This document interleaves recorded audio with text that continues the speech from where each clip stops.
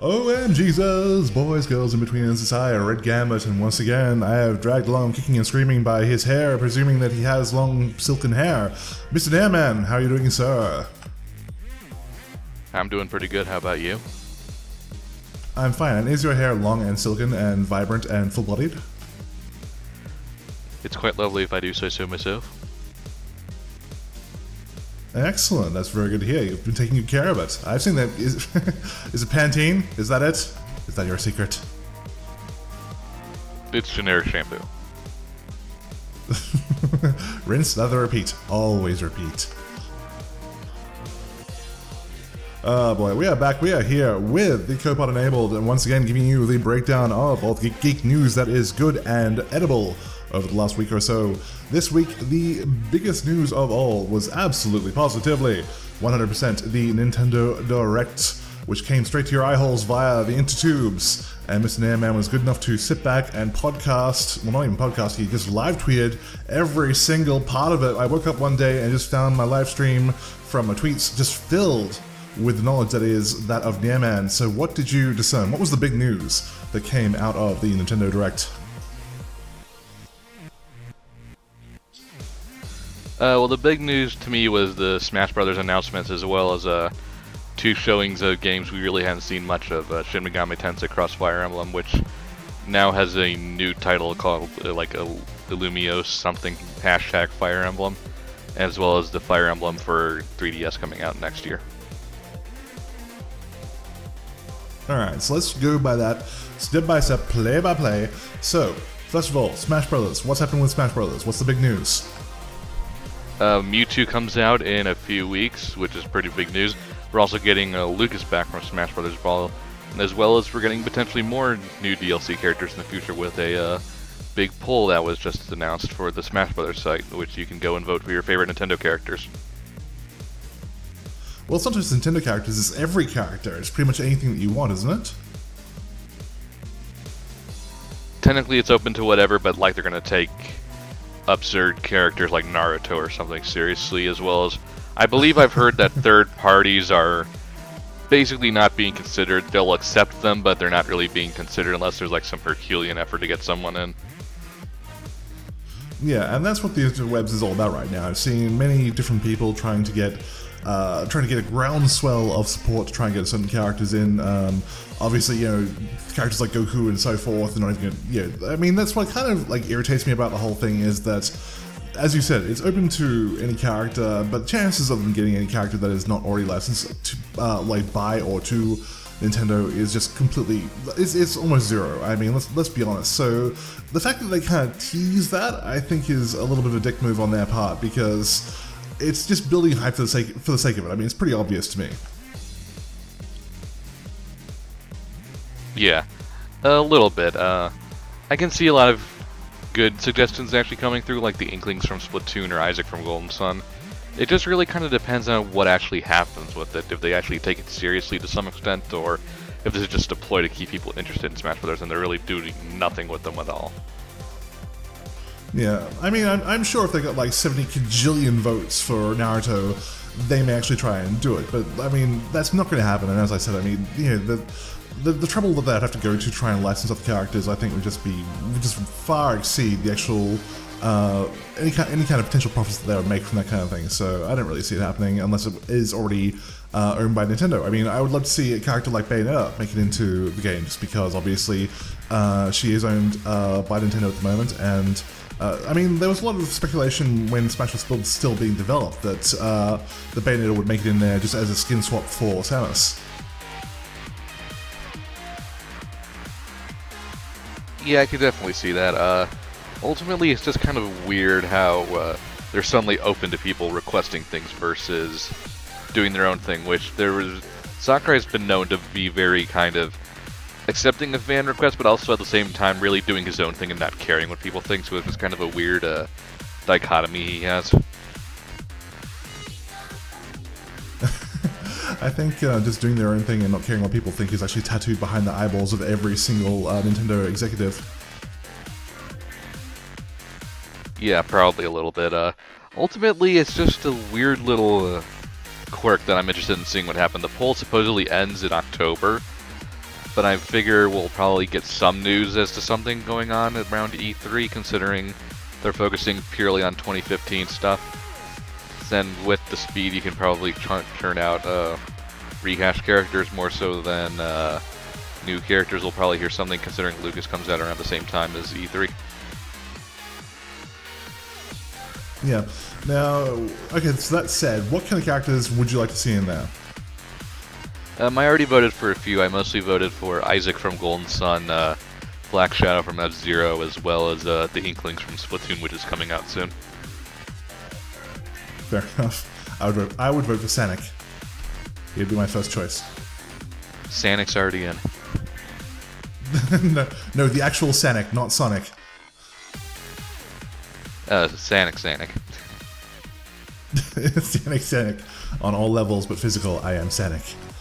Fair enough. All right. So, talking about DLC characters, then we've got Mewtwo first up. I mean, Mewtwo is actually a pretty popular character from what I've heard from people, and I'm disappointed that he didn't make it into the original. He is DLC. Why do you think that is? I think considering most of these characters were in the previous game, so it was just kind of an up-tweaking, whereas Mewtwo was less playable in Melee, which is a GameCube game, which would probably require a bit more work to get them to kind of work on whatever their new systems are. So I think it just took a bit longer to get Mewtwo kind of ready for the game versus a lot of the other characters that were on the game. Fair enough. So, and how are you feeling about Lucas? I know a few really big Earthbound fans, so I'm happy for them that he's back, but I personally don't really care too much. I'm not a big Earthbound fan. And he's also very much another kind of clone-ish character, kind of like Dr. Mario is, so I'm not too thrilled that he's back, but at the same time, he's DLC, so no harm, no foul. Yeah, now the interesting news about Lucas is that it's already been confirmed that EVO 2015, the EVO Fighting Game Championships, are actually banning him as a character from the roster because he just comes out too close to the actual date of the event. No, really? I hadn't heard that. Yeah, I guess they really wouldn't know what kind of tweaks they've made with him that close to the tournament. So, you're probably better off using Ness, but I mean, I don't know why you would ban it, but at the same time, it's just kind of a weird little timing issue.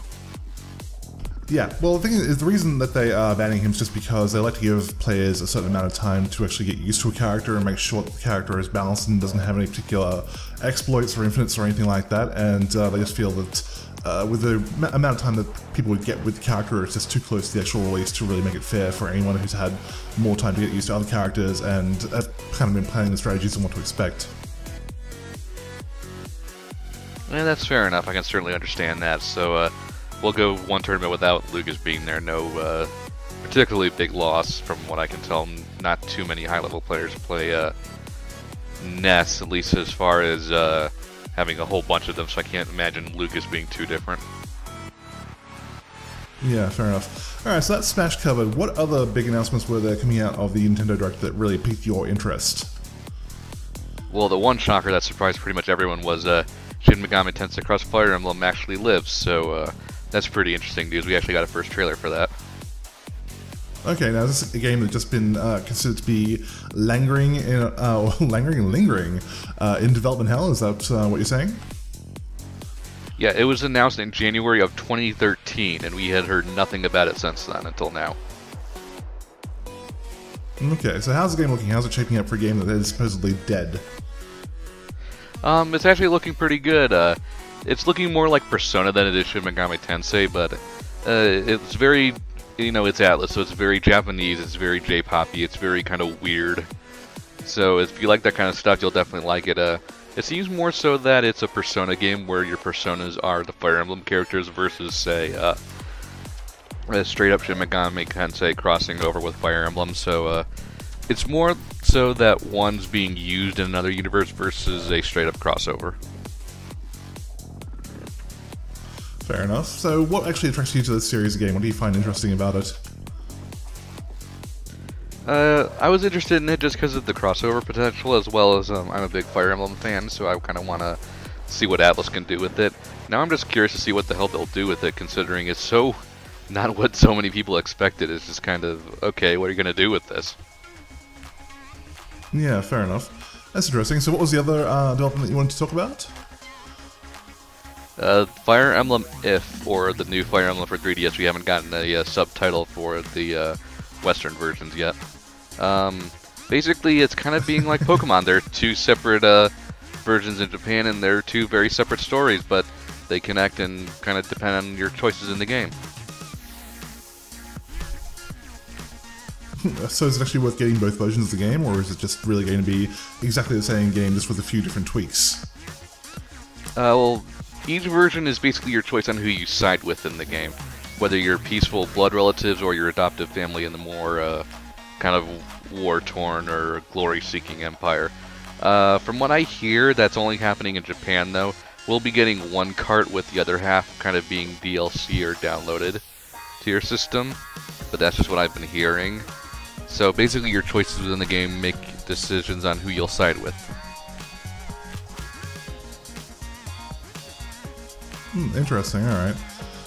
Cool, well that's fair enough. There's definitely a lot of good stuff that came out of that. Now, the other big news that happened during the week, aside from Bloodborne, as I mentioned, neither of us have PS4s. The game looks amazing, but we haven't been able to play it, so we can't really talk too much about that. Actually, well, I don't have a PS4. Do you have a PS4?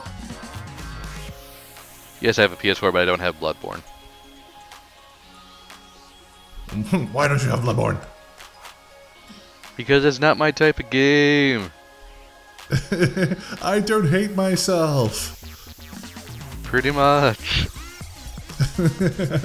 Yeah, I can attest to that. It's the same reason that I don't play any of the Dark Souls games. They're not bad at all. It's just that I just don't like playing games where I just die just endlessly over and over again.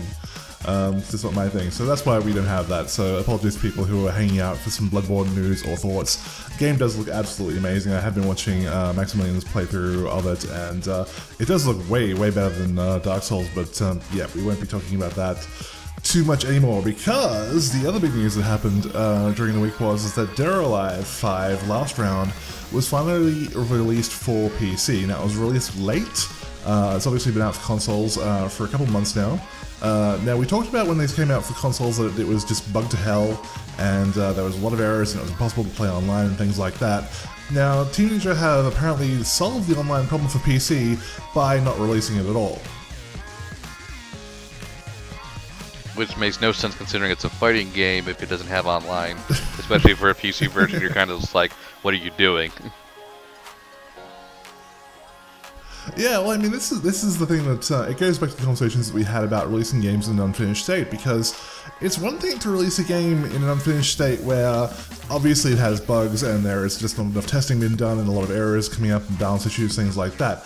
This is a game that's so unfinished that they actually haven't even released like the second half of it.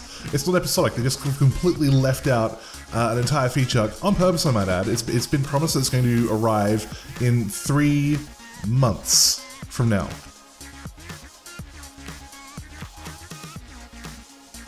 So basically, they released it hoping that people would buy it without noticing, or that on promises of the future, to the point where the game's just pretty much not even functional. Well, it's just an incredibly odd choice on their part, because, I mean, obviously, you know, we have the Master PC Gaming Race, who obviously like to espouse the fact that they get to run the games that look the best, they get to run them at the highest frame rates, the highest resolution, all that kind of thing, and how slowly console scrubs don't get to do that sort of thing. I was a member of said race for a while, but I kind of gave up on it just because I got sick of having to spend a lot of time stuffing around with games before I could actually play them, like playing with settings and patches and things like that. I just find the whole console experience find the console experience easier. But the problem with the PC version of Dead or Alive 5 is that, aside from the fact that it has completely omitted the online function, which we'll get to in a moment, it's also a port of the PS3 version, not the PS4 or Xbone version, which means that they're missing out on graphical upres, they're missing out on extra effects, they're missing out on the quote-unquote soft engine, which gives the skin of the characters an actual look of having actual translucency and depth and things like that. It's just a much more downgraded version of the game. So what you're saying is you're getting a crappy port of a last-gen version on a PC Master Race version. This kind of doesn't make much sense. No, since this makes none, and that's what's really perplexing about it. So, I don't know. I mean, is this a sign that things have just gone too far as you know, as far as the development community is concerned? Do they just have zero fucks left to give about releasing games? Because that's kind of the way that it's starting to feel. Because I mean, why do you release a game without, you know, people don't play games anymore for the single, like, okay, people play single player games all the time. That's fine. I love single player games. People don't play fighting games for the single player anymore. You know, way back on like the PS1, PS2 era when we didn't have that online functionality, obviously playing it against the computer was fine because that was the only option that you had, or you just play a friend when they came over. But you know, now that we have, you know, the online connectivity, and we have, you know, even Australia has shitty enough internet to be able to handle playing games online most of the time. To release it without that function there is just, it's mind-blowing, it's perplexing. I don't understand why anyone would do it, because frankly, you know, PC gamers are going to be very deeply pissed off about the fact that they're getting a last-gen port, and the fact that it has no online. By the time the online gets released, nobody's going to care. Yeah, that just seems like a weird omission that they just didn't seem to care at all about this version. Considering how broken the Xbone version was as far as you said goes, it just seems like they didn't care about this at all, which is kind of just weird. Yeah, so I mean, I want to support Dead or Alive. I do like the franchise. I do think it's a great fighting game, in spite of the fact that obviously it is driven by boobs and a whole lot of sex and not much else.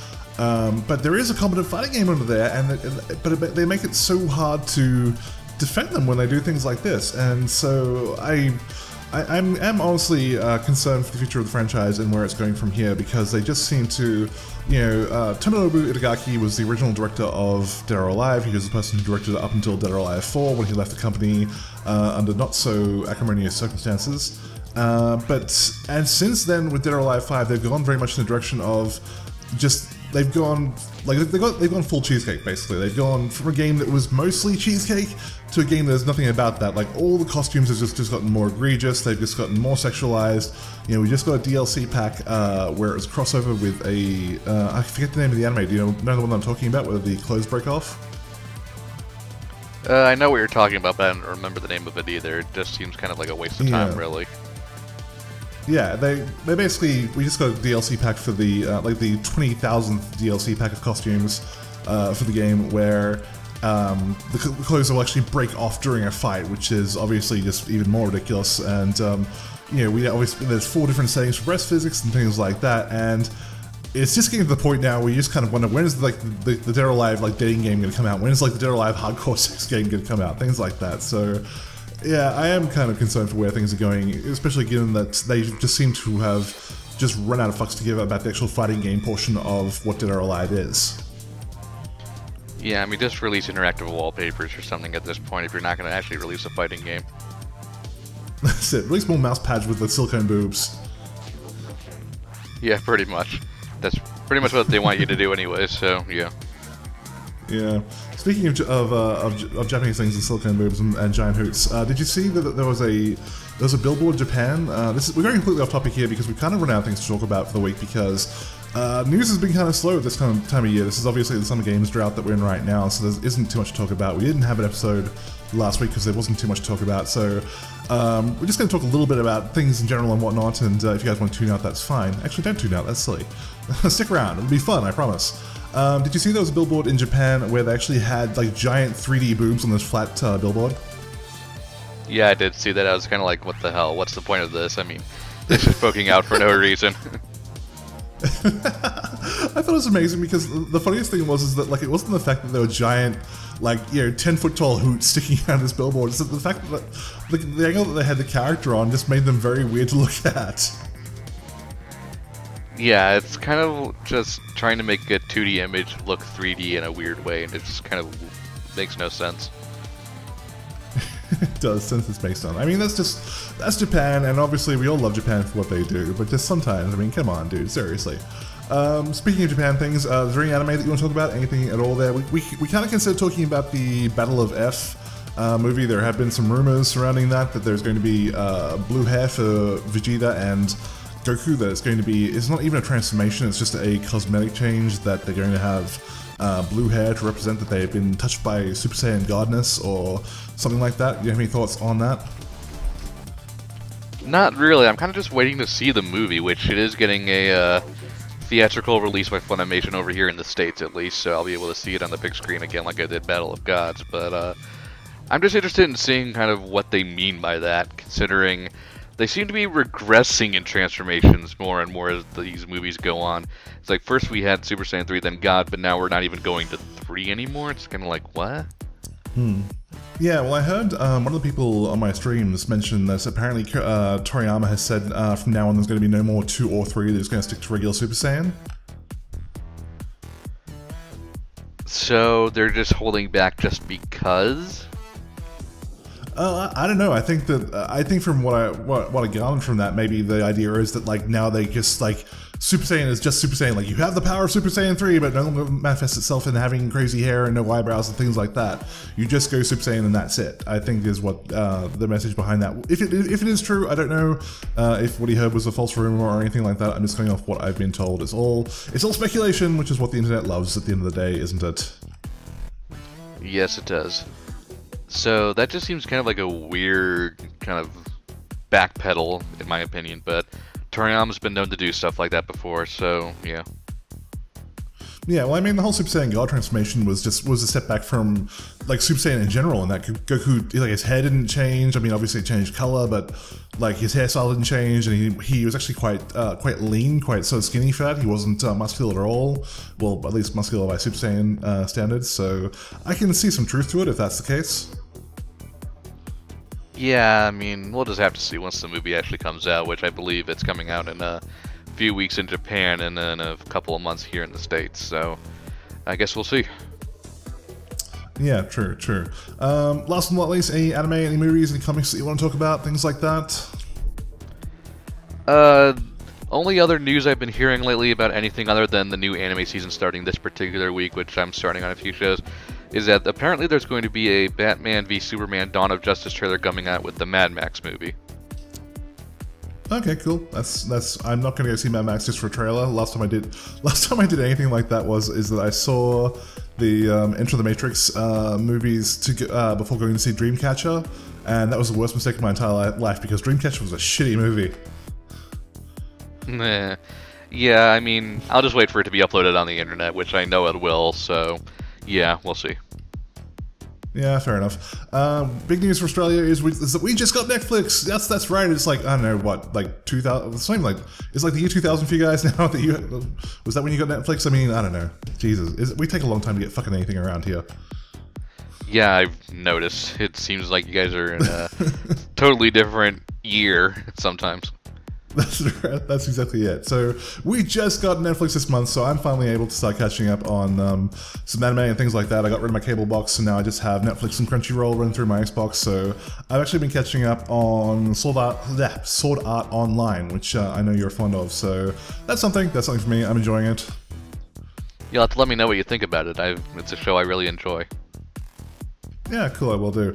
Anyway, that's it. We've run out of things to talk about. This is the week that has been, or something to that effect. Thank you very much for joining us. Please do not forget to catch me on the YouTube channel, which you're listening to on right now, or head over to Twitch TV /red_gambit, where I do streams. I do things with people. They come around, they enjoy my voice, I talk to them, we engage, we do things. I'm doing it twice a week at the moment. I'm doing it on Friday and Saturday nights at around 7 p.m. CST.